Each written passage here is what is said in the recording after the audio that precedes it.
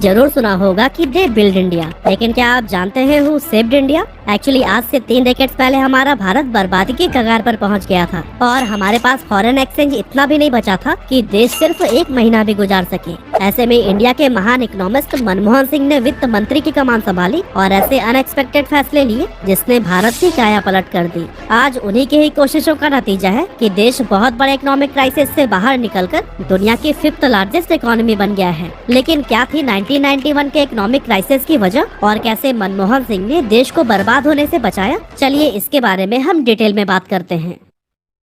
तो दोस्तों, आज हम जिस बदतर हालत में श्रीलंका को देख रहे हैं, 32 साल पहले हमारा देश भी उसी राह पर निकल पड़ा था। भुखमरी देश के हर कोने में फैली हुई थी और महंगाई अपने चरम पर थी, क्योंकि इन्फ्लेशन रेट 13.6% तक पहुंच गया था। उस समय इंडियंस की एवरेज लाइफ स्पैन 58.3 इयर्स थी, जबकि दुनिया का एवरेज 65.6 था। साथ ही भारत दुनिया का तीसरा सबसे बड़ा कर्ज लेने वाला देश बन गया था, जिसके ऊपर 72 अरब डॉलर से भी ज्यादा का लोन था। लेकिन इन सब हालत से हम कैसे बाहर निकले, इसे जानने से पहले हमें यह जान लेना चाहिए कि आखिर देश इस खराब सिचुएशन तक पहुंचा कैसे।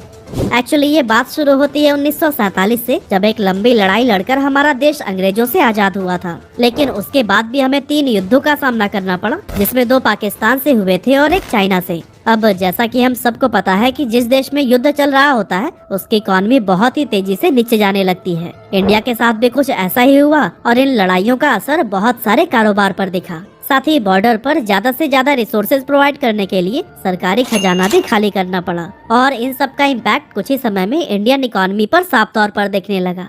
वैसे वॉर ही इकलौता रीजन नहीं था जिसके चलते देश आर्थिक तबाही की तरफ बढ़ रहा था, बल्कि इसकी वजह हमारी ही बनाई गई कुछ पॉलिसीज भी थी और इन पॉलिसीज को बनाने का रीजन थे अंग्रेज। Actually east India company Bharat में कारोबार करने के मकसद से आई थी, लेकिन कारोबार के साथ साथ वो हम पर भी राज करने लगे। इसी के चलते जब देश आजाद हुआ तो ऐसी पॉलिसीज बनाई गई कि बाहर की कोई भी कंपनी हमारे देश में आकर इन्वेस्टमेंट नहीं कर सकती, क्योंकि हमारे लीडर्स के साथ साथ नागरिकों को भी डर सता रहा था कि ईस्ट इंडिया जैसी कोई दूसरी कंपनी यहाँ आकर देश पर फिर से इतना हावी न हो जाए कि दोबारा से हम गुलामी की जिंदगी जीने लगे। अब ऐसी पॉलिसीज बनाने के पीछे की भावनाओं को तो हम समझ सकते हैं, लेकिन इसी की वजह से देश डेवलपमेंट से काफी दूर होता जा रहा था। अब दोस्तों, पहले ही ब्रिटिशर्स देश को खोखला कर चुके थे, जिसके चलते लोगों के पास इतने पैसे भी नहीं थे कि एक बार में बहुत सारी फैक्ट्रीज लगाई जाएं। ऐसे में उस टाइम जो भी मेजर इंडस्ट्रीज थी, जैसे कि इंफ्रास्ट्रक्चर, टेलीकॉम, स्टील और माइनिंग, ये सब गवर्नमेंट को ही ओपन करनी पड़ती थी। गवर्नमेंट के अलावा बहुत कम ऐसे बड़े इंडस्ट्रियलिस्ट थे जो कि अपना बिजनेस सेटअप करके देश की इकोनॉमी में मेजर कंट्रीब्यूशन दे रहे थे। अब बड़ी संख्या में इंडस्ट्रीज न खुल पाने के पीछे का रीजन तो फंड की कमी थी ही, लेकिन इसका सेकंड रीजन था लाइसेंस। जी हाँ दोस्तों, उस समय अगर किसी को फैक्ट्री लगानी होती थी तो उसको लाइसेंस हासिल करने के लिए बहुत मुश्किल प्रोसेस से होकर गुजरना पड़ता था। इसमें कई तरह के पेपर वर्क इंक्लूड होते थे, लंबा टाइम लगता था, ऊपर से करप्शन ने इन चीजों को और भी ज्यादा कॉम्प्लिकेटेड कर दिया था। और दोस्तों, इन सभी प्रॉब्लम्स के साथ ही एक और भी परेशानी थी, और वो ये कि इस समय सरकार खुद ये चाहती थी कि पब्लिक सेक्टर ही देश में फले फूले और प्राइवेट कंपनी ज्यादा पैर न पसारे, क्योंकि तब सरकार को ऐसा लगता था कि देश की तरक्की के लिए यही सही रास्ता है। इसी सोच के साथ 1950 के बाद से देश में सोवियत मॉडल लागू कर दिया गया, जिसके तहत देश की सरकार ही इंडस्ट्रियल प्रोडक्ट्स की मात्रा और प्राइस को तय करेगी, जबकि ये काम आमतौर पर मार्केट डिमांड के अकॉर्डिंग तय होता है कि कौन से प्रोडक्ट की मैन्युफैक्चरिंग कितनी होनी है। लेकिन दोस्तों, ये फैसला ब्यूरोक्रेट्स और इकोनॉमिस्ट ग्रुप लेने लगे थे।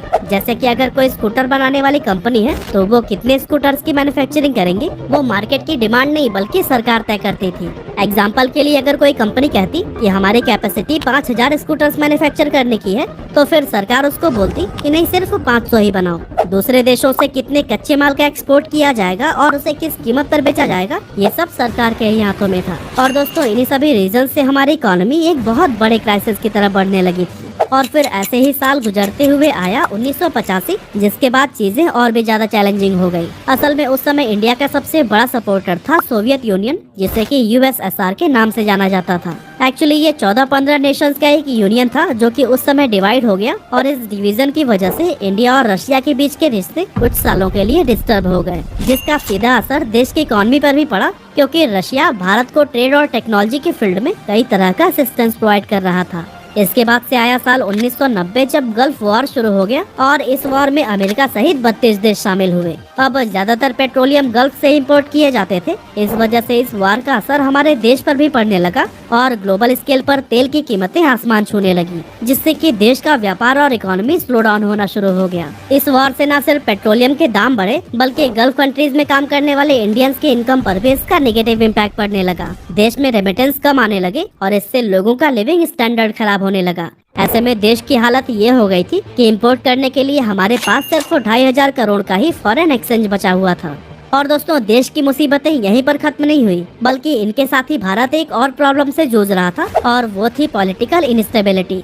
एक्चुअली 1991 में जनता पार्टी की एक माइनॉरिटी गवर्नमेंट बनी थी, लेकिन क्योंकि इसे कई सारे पार्टीज के गठबंधन से बनाया गया था, इसलिए पार्टी में बहुत सारे कॉन्फ्लिक्ट होने लगे। इसके अलावा फरवरी 1991 में हाल तो ये हो गया कि चंद्रशेखर सिंह सरकार पार्लियामेंट के अंदर बजट तक पास नहीं करा पाई। इसके बाद से फॉरेन रेटिंग एजेंसीज ने इंडिया के क्रेडिट रेटिंग को बहुत ज्यादा गिरा दिया, जिस वजह से इसे बाहर से लोन मिलना बहुत मुश्किल हो गया। और दोस्तों, इन्हीं सभी परेशानियों के बीच चंद्रशेखर सिंह की सरकार गिर गई, और दूसरी तरफ राजीव गांधी की भी तमिलनाडु में बम ब्लास्ट करके हत्या कर दी गई। यानी कि कुल मिला जुला कर देश में पॉलिटिकल क्राइसिस भी अपनी पीक पर पहुंच चुका था। खैर, इसके कुछ समय बाद इलेक्शन हुआ, कांग्रेस की सरकार बनी और प्राइम मिनिस्टर की सीट पर पीवी नरसिम्हा राव को बैठाया गया। अब देश के हालात को देखते हुए नरसिम्हा राव ने प्रधानमंत्री पद पर बैठने की खुशी मनाने की जगह पहले ही दिन कैबिनेट सेक्रेटरी को बुलाकर पूछा कि देश का हाल क्या है, क्या ये सच में इतना बुरा है जितना कि न्यूज में पढ़ने और देखने को मिल रहा है।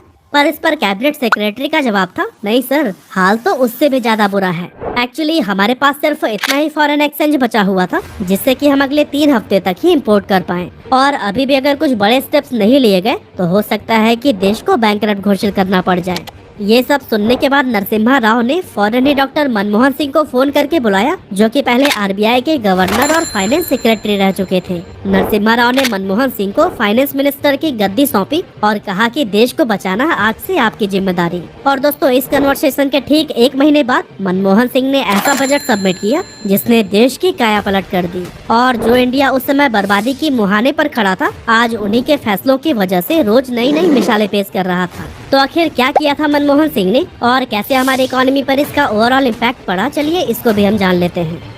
तो दोस्तों, सबसे पहले तो लाइसेंस राज को खत्म कर दिया गया और कंपनीज पर लिमिटेड प्रोडक्शन का जो रिस्ट्रिक्शंस लगाया गया था उसे भी समाप्त कर दिया गया। दूसरा बदलाव इंपोर्ट पॉलिसी में किया गया। उस समय की पॉलिसी के अकॉर्डिंग बहुत से ऐसे आइटम्स की लिस्ट थी जिसकी इंपोर्ट पर रोक लगा दी गई थी, और जो आइटम्स इंपोर्ट किए जाते थे उन पर भी बहुत ज्यादा टैक्स वसूला जाता था, जिस वजह से ये इतने एक्सपेंसिव हो जाते थे कि आम इंसान उसे खरीद ही नहीं सकता था। आज हम इसी तरह का ही टैक्सेशन नेपाल में भी देख सकते हैं। वहाँ की गवर्नमेंट ने कार इंपोर्ट करने पर कई तरह के रिस्ट्रिक्शंस लगा रखे हैं, साथ ही उन पर 200 से लेकर 300% टैक्स देने पड़ते हैं, जिस वजह से जो वैगनआर इंडिया में 6 लाख रुपए की मिलती है उसकी कीमत नेपाल में करीब 29 लाख रुपए हो जाती है। खैर, भारत ने अपनी इस पॉलिसी में बदलाव करके कुछ आइटम्स की एक लिस्ट जारी की और कहा कि इसे छोड़कर आप दुनिया की हर एक चीज को इंपोर्ट कर सकते हैं। अब दोस्तों, हमने उस समय जिस तरह की इंडस्ट्रियलाइजेशन पॉलिसी अपनाई थी वो बेटर रिजल्ट देने में फेल हो चुकी थी, और उससे आजादी के 40 साल बाद भी कोई खास डेवलपमेंट नहीं देखने को मिला था। इसी के चलते मनमोहन सिंह ने बाहरी इन्वेस्टमेंट को अलाउ कर दिया ताकि देश को नई टेक्नोलॉजी और फंड रिसीव हो सके। उन्होंने फॉरेन इन्वेस्टर्स को इंडियन कंपनीज में 51% तक इन्वेस्टमेंट करने की अनुमति दे दी।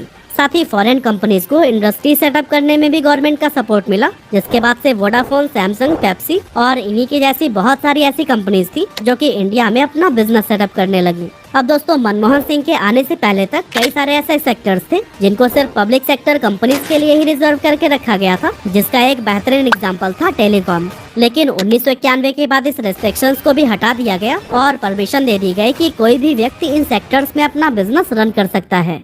नेक्स्ट पॉलिसी जिसमें बदलाव किया गया उसने भी देश की काया पलट करने में बहुत बड़ी भूमिका निभाई, और वो थी सेबी। एक्चुअली सेबी को 1988 में ही स्टैब्लिश कर दिया गया था, लेकिन इसे बहुत ज्यादा पावर नहीं दी गई थी।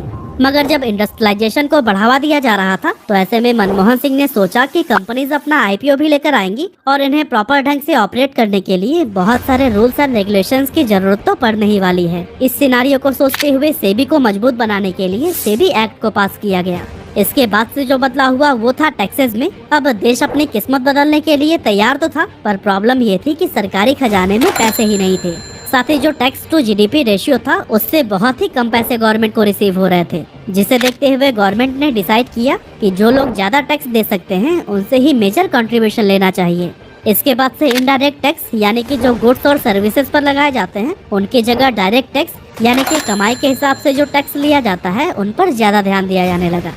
मनमोहन सिंह ने 24 जुलाई 1991 को पार्लियामेंट के अंदर बजट पेश करते हुए इन सारे बदलाव के बारे में बताया जो कि वो सरकार के साथ मिलकर करने जा रहे थे, और इन्हें सुनकर पूरा संसद तालियों की गड़गड़ाहट से गूंज उठा। और इसी के साथ ही आखिर में उन्होंने बिस्मिल अजीमाबादी की लिखी मशहूर लाइन गुनगुनाई, सरफरोशी की तमन्ना अब हमारे दिल में है, देखना है जोर कितना बाजुए कातिल में है। इस लाइन के खत्म होते ही हर किसी का दिल देश प्रेम व जोश से भर गया और एक उम्मीद सी जगी कि हम देश को नए रूप में देख सकेंगे। नागरिकों से छुपाया गया था और जब लोगों को इसके बारे में पता चला तो ऐसा महसूस हुआ मानो सरकार ने उनके मान सम्मान को गिरवी पर रख दिया हो।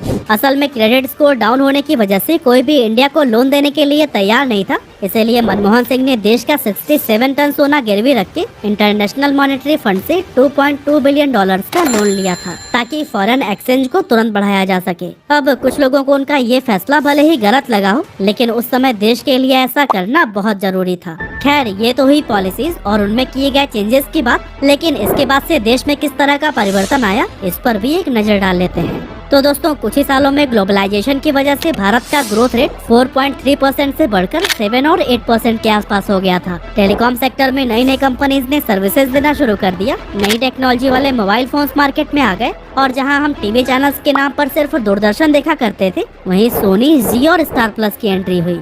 इसके अलावा ऑटोमोबाइल में जहां केवल पद्मिनी और एम्बेसडर कार सी नजर आती थी, वहां पर अब टोयोटा, हुंडई और होंडा सड़कों पर दौड़ती हुई दिखाई देने लगी। दुकानों में पेप्सी से भरी फ्रिज दिखने लगी और जगह जगह मैकडॉनल्ड्स के आउटलेट्स ओपन होने लगे। चाहे कम्युनिकेशन हो, एविएशन हो या फिर इंफ्रास्ट्रक्चर, हर सेक्टर्स में ही फॉरेन इन्वेस्टमेंट होने लगी। बहुत सारी फैक्ट्रीज ओपन की गई, नए नए कारोबार शुरू हुए और लोगों को रोजगार मिलना स्टार्ट हो गया, जिसके बाद से देश दोगुनी रफ्तार से डेवलपमेंट की तरफ बढ़ने लगा। तो दोस्तों, ये थी मनमोहन सिंह के द्वारा बनाई गई वो पॉलिसीज जिसने देश को बैंकरप्ट होने से बचाया, और आज भी उन्हीं नीतियों को ही फॉलो करके इंडिया दुनिया के 5th लार्जेस्ट इकोनॉमी वाला देश बन गया है। यही रीजन है कि मनमोहन सिंह को भारत में इकोनॉमिक लिबरलाइजेशन और इकोनॉमिक रिफॉर्म्स का जनक